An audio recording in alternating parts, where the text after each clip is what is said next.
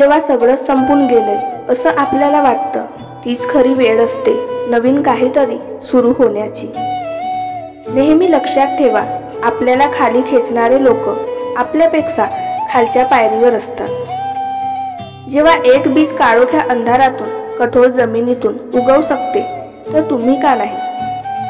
तुम्ही आयुष्यात काय कमावले याच्यावर कधी गर्व करू नका, कारण बुद्धिबळाचा खेळ संपला की सगळे मोहरे आणि राजा एका डब्यात ठेवले जातात. नोकर तर आयुष्यात कधी पण होऊ शकता, मालक व्हायची स्वप्न बघा.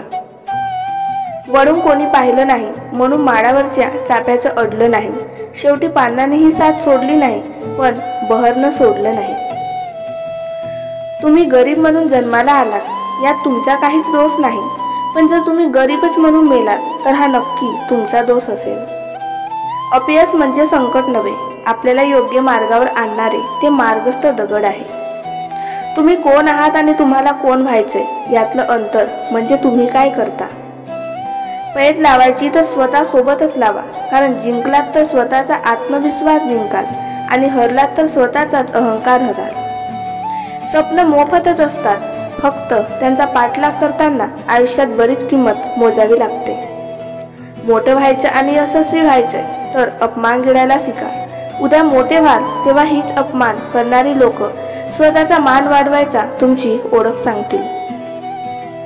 छत्री पावसाला थांबवू शकत नाही, पण पावसात थांबवण्याचे धाडस नक्की देऊ शकते. तसेच आत्मविश्वास यशस्वी होण्याची खात्री देऊ शकत नाही, पण संघर्ष करण्याची प्रेरणा नक्की देऊ शकते. जर एखाद्याला फसवण्यात तुम्ही यशस्वी झाला तर तो माणूस मूर्ख आहे असे समजू नका. त्या माणसाच्या विश्वासाला तुम्ही पात्र नव्हता असा त्याचा अर्थ आहे. जितकी प्रसिद्धी मिळवाल तितके शत्रू निर्माण कराल, कारण तुमच्या प्रसिद्धीवर मरणारे कमी, जळणारे जास्त निर्माण होतील. तलाव जेव्हा पाण्याने भरतो तेव्हा मासे किड्यांना खात असतात. तलावातलं पाणी संपून कोरडा होतो तेव्हा किडे माशांना खात असतात. संधी सगळ्यांना भेटते. मित्रांनो, फक्त आपली वेळ येण्याची वाट पहा. पहिलं स्वप्न भंग झाल्यावरही दुसरं स्वप्न बघण्याची हिंमत म्हणजे जीवन. आपला कोणी द्वेष करत असेल तर त्याला 3 पैकी 1 कारण असतं. 1 त्यांना तुमची भीती वाटते, 2 ते स्वतःचा द्वेष करतात, 3 त्यांना तुमच्यासारखं व्हायचं असतं. क्षेत्र कोणतेही असो, प्रभाव वाढू लागला की तुमची बदनामी होणं अटळ असतं. जर तुम्हाला कोणी रिजेक्ट अस्वीकार केलं तर निराश होऊ नका. सर्वसाधारण लोक महागड्या वस्तू रिजेक्ट करतात, त्या स्वीकारण्याची त्यांची ऐपत लायकी नसते. पाण्याचा एक थेंब चिखलात पडला तर तो संपतो, हातावर पडला तर चमकतो, शिंपल्यात पडला तर मोती होतो. थेंब तोच असतो, पण फरक फक्त सोबतीचा असतो. एक छोटीशी मुंगी तुमच्या पायाला चावू शकते, पण तुम्ही तिच्या पायाला चावू शकत नाही.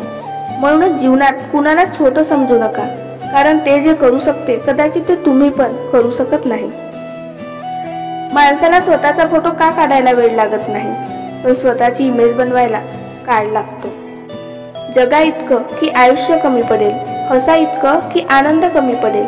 काही मिळाले तर नशिबाचा खेळ आहे, पण प्रयत्न इतके करा की परमेश्वराला देणे भागच पडेल.